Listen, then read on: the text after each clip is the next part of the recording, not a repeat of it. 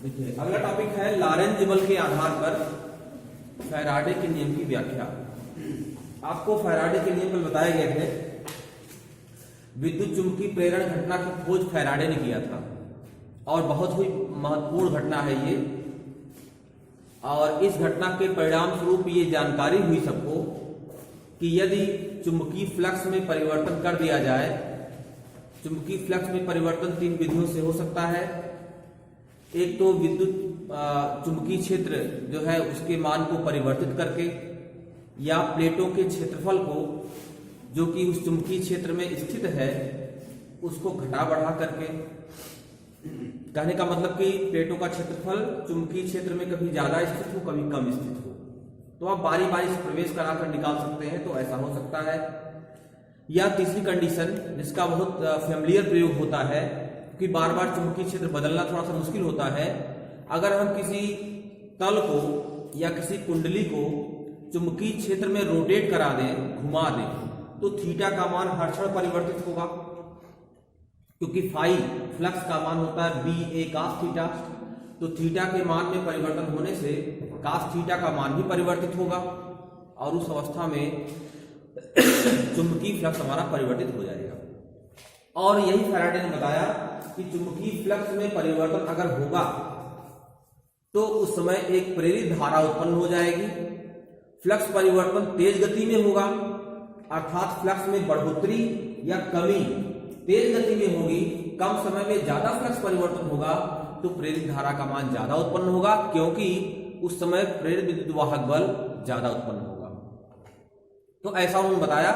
अब यही जो उन्होंने नियम बताया, उनके नियम के हिसाब से हम चले तो उत्पन्न होने वाला जो प्रेरित विद्युत वाहक बल है वह चुंबकीय फ्लक्स परिवर्तन की ऋणात्मक दर के बराबर होता है। अर्थात अगर शॉर्ट में हम कहें तो E इक्वल टू होता है minus delta phi B upon delta D. ये शॉर्ट में उसका फार्मूला है। तो यही हमको प्रूफ करना है कि क्या लॉरेंज बल जो होता है F equal to Q V B sine theta. Lorentz बल का मतलब कि कोई गतिमान आवेशित कण यदि किसी चुंबकीय क्षेत्र में गतिमान है तो उस पर कार्य करने वाले बल को ही लॉरेंज बल कहा जाता है। कोई भी आवेशित कण है यदि किसी चुंबकीय क्षेत्र में गतिमान है तो उस पर कार्य करने वाले बल को लॉरेंज बल कहते हैं। उसकी वैल्यू होती है F equal to Q V B sine theta. अगर वो लंबवत प्रवेश कर रहा है या लंबवत चल रहा है तो क्यू वी बी हो जाएगा, साइन थीटा की वैल्यू 1 हो जाएगी। तो यह जो नियम लॉरेंज बल का है इसी को हम बेस बना करके, इसी के आधार पर हम ये प्रूफ करेंगे कि जो फैराडे का नियम है वो सत्य है। बात क्लियर हो गई? चलिए यहां पर हम क्या करेंगे, टॉपिक हमारा है लॉरेंज बल के आधार पर, लॉरेंज बल के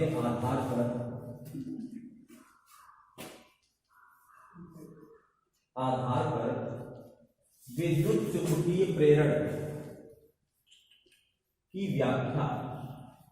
ठीक है, ऐसे आप कर सकते हैं। ध्यान समझिएगा, जो भी बताया जा रहा है बिल्कुल आप ध्यान से समझिए। कोई भी चीज समझ नहीं आती उसको नोट कर लीजिए, उसको तुरंत बाद में पूछिए आप। देखिए यहां पर एक चुंबकीय क्षेत्र है फैला हुआ। इस चुंबकीय क्षेत्र की दिशा आपसे पूछी जाए तो आप तुरंत बता देंगे कि ब्लैक बोर्ड के तल के लंबवत अंदर की तरफ है। चुंबकीय क्षेत्र बाहर से अंदर की तरफ गया हुआ है। यह हमारा चुंबकीय क्षेत्र है, एक समान चुंबकीय क्षेत्र जो बाहर से अंदर की तरफ व्याप्त है। क्लियर बात हो गई? इस चुंबकीय क्षेत्र में एक यू आकार की छड़, यू आकार का एक चालक रखा हुआ है। और कैसे रखा हुआ है? यह चुंबकीय क्षेत्र की दिशा के लंबवत रखा हुआ है। कहने का मतलब ये हमने, हमारा चुंबकीय क्षेत्र है बाहर अंदर की तरफ, तो हमने चालक को ऐसे रखा हुआ है। ये चालक हमारा है, ध्यान दीजिएगा चालक को, ये चालक हमारा है। एक एक चीज आप ध्यान समझिएगा। चुंबकीय क्षेत्र है, उस चुंबकीय क्षेत्र में एक यू आकार का चालक रखा हुआ है। इस चालक पर इसका नाम रख देते हैं हम ए बी सी डी। इसका नाम रख दिया हमने ए बी सी डी। इस चालक पर एक छड़ है, उस छड़ को, ये छड़ कौन सी है, इस छड़ का नाम रख देते हैं हम जे के। इसका एक सिरा जे है, दूसरा सिरा के है। एक जे के छड़ है, ये भी चालक है। इस चालक को हम क्या कर रहे हैं, खिसका रहे हैं। इसी छड़ पर होते हुए खिसका रहे हैं, मतलब ये छड़ जे के छड़ जो है वह एबीसीडी चालक के संपर्क में है। ध्यान दीजिएगा, एबीसीडी चालक के संपर्क में है, इसको स्पर्श करते हुए हम आगे खिसका रहे हैं। कल जो बात हुई थी इस टॉपिक पे, आपको याद होना चाहिए वो, कि अगर कोई चालक, उसमें यू आकार का चालक नहीं था, एक चालक, मेरी बात ध्यान दीजिएगा, एक चालक कल हमने लिया था जेके। उस छड़ को हमने एक समान चुंबकीय क्षेत्र में, चुंबकीय क्षेत्र की दिशा के लंबवत खिसकाया था। तो क्या देखा था कि एक विभवांतर उत्पन्न हो जाता है, एक विभवांतर उत्पन्न हो जाता है। क्यों उत्पन्न होता है ये समझाया गया था आपको। ना समझ में आया तो इसके जस्ट पहले वाला वीडियो आप देखेंगे, क्योंकि इस जेके चालक में क्या है, जो मुक्त इलेक्ट्रॉन होते हैं वो अपने ऊपर बल अनुभव करते हैं। कहां पर, ऊपर की तरफ, और ऊपर की तरफ जब बल वो अनुभव करें, माफ कीजिएगा, नीचे की तरफ। अगर बाएं तरफ से दाहिनी ओर चलाएंगे आप तो नीचे की तरफ वो बल अनुभव करेंगे, ठीक है, क्योंकि वैद्युत धारा की दिशा पीछे की तरफ हो जाएगी। लेफ्ट साइड में चुंबकीय क्षेत्र अंदर है, तो फ्लेमिंग के बाएं हाथ के नियम से आप निकालेंगे जब, तो जो बल काम करेगा, ऐसे देखिए, बल काम करेगा, नीचे की तरफ काम करेगा, तो सभी इलेक्ट्रॉन नीचे आ जाते थे। ऊपर धन आवेशों का संकेंद्रण होता था, नीचे ऋण आवेशों का संकेंद्रण होता था। ऊपर का विभव धन आवेशित, ऊपर धन विभव हो जाता था, नीचे ऋण विभव हो जाता था, है ना। ये आपको अच्छे समझाया गया, आप देखेंगे, सुनेंगे, समझ में आ जाएगा। तो विभवांतर क्रिएट हो जाता था। जब विभवांतर क्रिएट हो जाएगा तो वैद्युत क्षेत्र क्रिएट हो जाएगा। जब वैद्युत क्षेत्र क्रिएट हो जाएगा तो बल भी आरोपित हो जाएगा, वैद्युत बल। तो वैद्युत बल काम करेगा ऊपर की तरफ, चुंबकीय बल काम करेगा नीचे की तरफ। समझ गए बात को। तो उस अवस्था में क्या होगा कि इलेक्ट्रॉन जो है न ऊपर जाएंगे, नीचे जाएंगे, रुक जाएंगे। तो कुछ इलेक्ट्रॉन, अब जो इलेक्ट्रॉन और ज्यादा जा रहे थे अब नहीं जाएंगे, लेकिन इलेक्ट्रॉनों का संकेंद्रण नीचे की तरफ और धन आवेशों संकेंद्रण ऊपर तरफ तो हो ही गया है। विभवांतर के आरोपित होने से ही तो वैद्युत क्षेत्र आरोपित हुआ था। तो कहने का मतलब यह चालक, अगर हम इसकी बात करें, जेके की बात कर रहा हूं, जेके जो छड़ है उसके सिरों पर एक विभवांतर भी आरोपित हो जाता है। इस विभवांतर का जो सूत्र है वो कल बताया गया था आपको, क्या होता है, BVL। वैसे व्यापक सूत्र होता है BVL sin थीटा, लेकिन अगर ये चालक हमारा जेके, यह चुंबकीय क्षेत्र के लंबवत चल रहा है, जैसे कि यहां चल रहा है, चुंबकीय क्षेत्र अंदर की तरफ है और उसको हम ब्लैक बोर्ड के तल के समांतर चला रहे हैं, तो इस अवस्था में क्या है, थीटा का मान 90 है। तो यहां पर जो बल काम करेगा, विभवांतर काम करेगा, उसका मान BVL हो जाएगा। ये सूत्र कल बताया गया, ये कल की बात है, ठीक है ना। एक विभवांतर जेके छड़ के सिरों पर आरोपित हो जाएगा और वह विभवांतर BVL के इक्वल होगा। इतनी बात क्लियर हो गई। अच्छा ध्यान दीजिएगा, जब विभवांतर आरोपित हो जाएगा तो ध्यान दीजिएगा, उच्च विभव ऊपर की तरफ है, निम्न विभव नीचे की तरफ है। उच्च विभव ऊपर की तरफ है, निम्न विभव नीचे की तरफ है। तो जब विभवांतर आरोपित होगा तो एक धारा बहेगी। धारा कहां से कहां बहेगी, धारा हमेशा उच्च विभव से निम्न की तरफ बढ़ती है। ऊपर का सिरा जो है ये उच्च विभव पर है, ये आप मत भूलिएगा। नीचे का सिरा जो है निम्न विभव पर है, ऋण विभव पर है। तो इलेक्ट्रॉन यहां पर ज्यादा है इस सिरे पर कम है। इलेक्ट्रॉन क्या करेंगे, उनको जाने का मार्ग मिल गया है, जाने का मार्ग मिला है। इलेक्ट्रॉन यहां से होते हुए जहां ज्यादा है वहां से होते हुए इलेक्ट्रॉनों के जाने का रास्ता ये हो जाएगा ऐसे, अर्थात ऊपर से जे के सी बी जे, जे के सी बी जे वाले मार्ग से इलेक्ट्रॉन जाएंगे और धारा कहां बहेगी, इलेक्ट्रॉनों के प्रवाह के विपरीत धारा बहेगी, तो वह जो है इस रास्ते से बहेगी और वैसे भी उच्च विभव से निम्न विभव की तरफ धारा बहती है, तो धारा के बहने का मार्ग ये वाला हो गया। धारा के बहने का मार्ग ये हो गया, धारा के बहने का मार्ग ये हो गया आपका, और साथ ही साथ जो है इलेक्ट्रॉनों के प्रवाह का मार्ग ये वाला हो गया।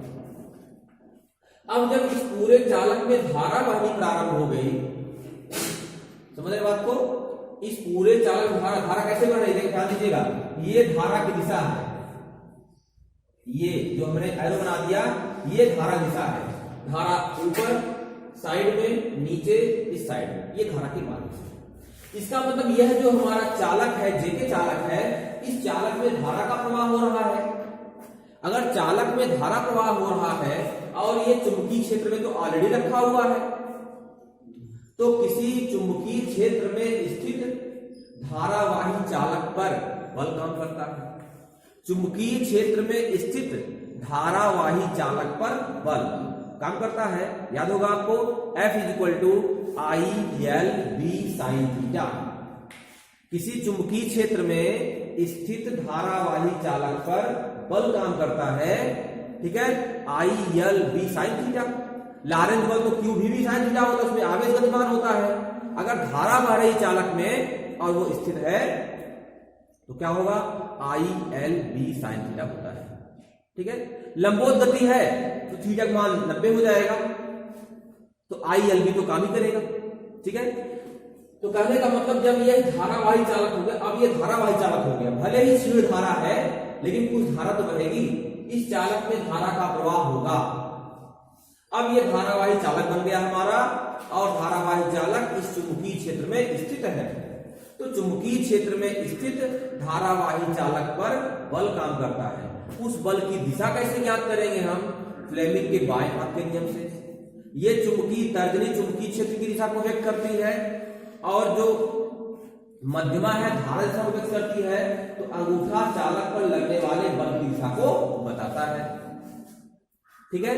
तो क्या होगा, ऐसे हम करेंगे अंगुली अपनी, ये उंगली अंदर तरफ कर दीजिए और ये जो मध्यमा है ऊपर तरफ कर देंगे, तो बल कहां काम करेगा, अंदर की तरफ काम करेगा, इधर की तरफ काम करेगा, इधर की तरफ एक बल काम करेगा, बल F, और बल F की वैल्यू कितनी होगी, F = हो जाएगा I/L/V sin थीटा को हटा दिया हमने, क्लियर, इसलिए क्योंकि लंबवत गति हो रही है।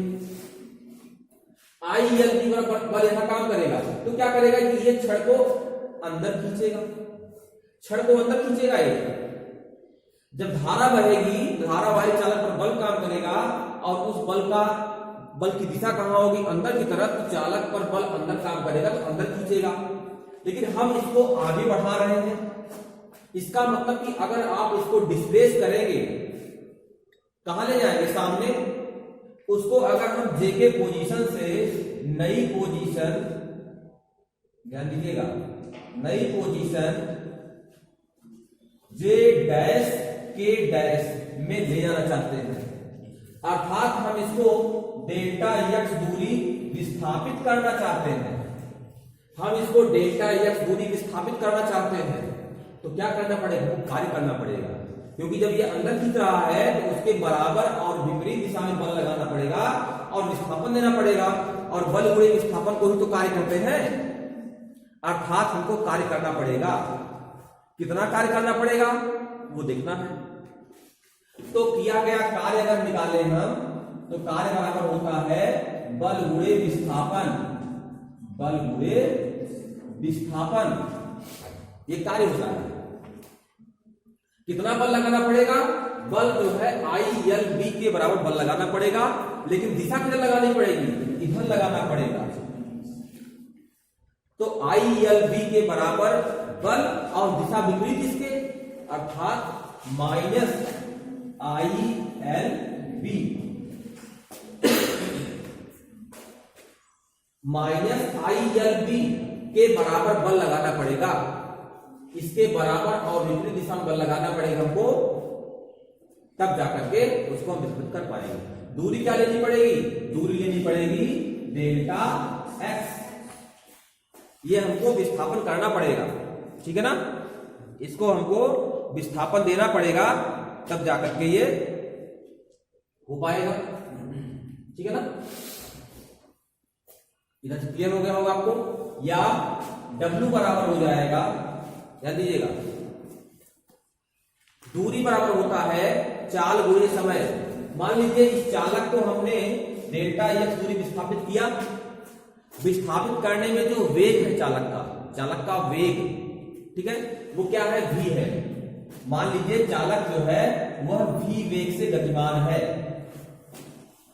v वेग से गतिमान है, और यहां से यहां तक अर्थात पहले वाली पोजीशन से नई पोजीशन तक आने में उसको टाइम लगा है डेल्टा टी। क्या टाइम लगा है? Delta T. डेल्टा टी उसको टाइम लगा है, तो क्या होता है? दूरी बराबर चाल गुणे समय, दूरी बराबर चाल गुणे समय का फार्मूला होता है। दूरी कितनी है? Delta x. डेल्टा एक्स दूरी हमने विस्थापित किया चालक को, चाल क्या है? विस्थापित करने में चाल हो गई v, समय क्या लगा? समय लगा डेल्टा टी। तो हम डेल्टा एक्स को v इंटू डेल्टा टी से रिप्लेस कर सकते हैं, ठीक है। डेल्टा एक्स को हटा देंगे और इसकी जगह पर हम v इंटू डेल्टा टी रखेंगे, तो क्या हो जाएगा? माइनस IL, एल को हटा दें, एल रहेगा ही, इंटू v रहेगा, डेल्टा x की जगह हो जाएगा v इंटू डेल्टा टी, ठीक है। डेल्टा x की जगह हो जाएगा v इंटू डेल्टा टी। ये किसकी वैल्यू हो गई? ये w की वैल्यू हो गई, ये w की वैल्यू हो गई, ठीक है। w इक्वल टू क्या हो गया? W इक्वल टू हो गया minus ILB into v into delta T. या तो समझ गया हो गया, कोई दिक्कत नहीं। बल गुणे विस्थापन किया गया है, बल क्या है? वही ILB के बराबर, विस्थापन क्या है? Delta x। इसके बाद दूरी बराबर चाल गुणे समय का फार्मूला लग गया है, डेल्टा x की जगह पे चाल हो गई v, समय डेल्टा t मान लिया। अब देखिए I गुणे डेल्टा टी, I गुणे डेल्टा टी आप जानते हैं Q होता है, सूत्र आप जानते हैं ना, Q बराबर क्या होता है? IT। सूत्र होता है Q बराबर IT। वैद्युत धारा जो प्रवाहित हो रही है गुणे समय को आप गुणा कर देंगे तो आवेश का परिमाण निकलेगा। तो यहां पर I और डेल्टा V का जो गुणनफल है वो Q के बराबर होगा, ठीक है। जितने आवेशों के प्रवाह से धारा I बह रही है उस आवेश का मान Q हो जाएगा अगर I और डेल्टा टी का मल्टीप्लाई कर देंगे।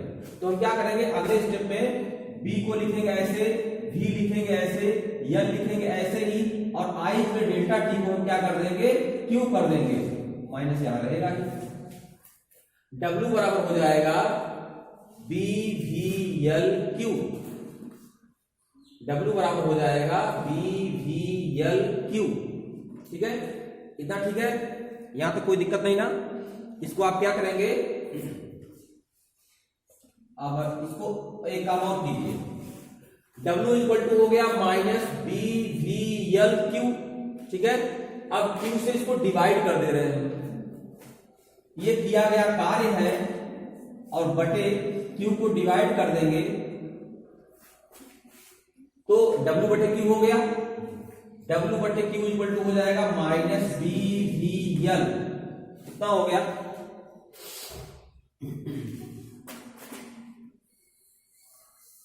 इधर इसको बिठा दे रहे हैं, ठीक है। जितना आपने लिखा है उम्मीद है उतना आप नोट कर लिए होंगे। W बटे Q की वैल्यू क्या हो गई? Minus BVL। W बटे Q है क्या? W क्या है? किया गया कार्य है। Q जो है आवेश का परिमाण है। आप जानते हैं कि विभव की परिभाषा या विभवांतर की परिभाषा, किसी q आवेश को एक बिंदु से दूसरे बिंदु तक ले जाने में किए गए कार्य और आवेश के मान की निष्पत्ति को ही उन दोनों बिंदुओं के बीच का विभवांतर कहते हैं। यहां पर हम क्या कर रहे थे, जितने भी आवेश चालक में है उनको हमने कहां विस्थापित किया, यहां से लेकर यहां तक विस्थापित कर दिया। तो आवेशों को विस्थापित किया तो किया गया कार्य क्या है, W और बटे Q जो है आवेश है, तो यह जो है विभवांतर हो गया। तो यहां पर विभवांतर का कॉन्सेप्ट नहीं है, यहां पर किसका कॉन्सेप्ट है, विद्युत वाहक बल का। विद्युत वाहक बल विभवांतर दोनों एक ही चीज है, या पहले जानते होंगे। अगर सेल खुले परिपथ पर है, कोई भी आंतरिक प्रतिरोध परिपथ में नहीं है, या परिपथ में कोई सेल नहीं लगा हुआ है, तो यहां परिपथ में कोई सेल तो लगा नहीं है। अगर परिपथ में कोई सेल नहीं लगा है तो कोई अवरोध भी नहीं होगा। उस अवस्था में जो विभवांतर होगा उसी को हम कहेंगे विद्युत वाहक बल। तो W बटे Q क्या है, यह विद्युत वाहक बल है। इसको हम लिखेंगे E से, तो स्मॉल e बराबर माइनस BVL। इसको समीकरण 1 बना के रोक दीजिए, यहां पे ये समीकरण नंबर 1 बना के रोक दीजिए इसको, फिर आगे चलते हैं।